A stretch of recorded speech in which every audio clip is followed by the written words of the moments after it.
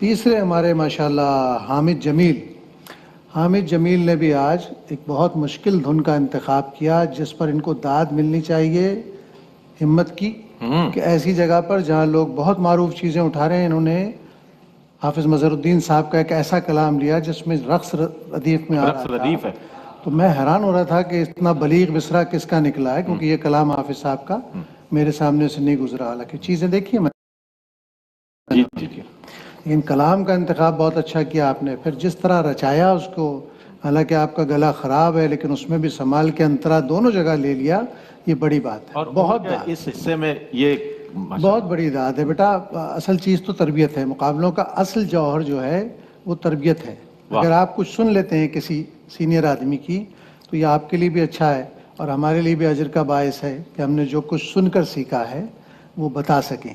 اللہ آپ کو تینوں کو خوش رکھے. اللہ سے دیکھ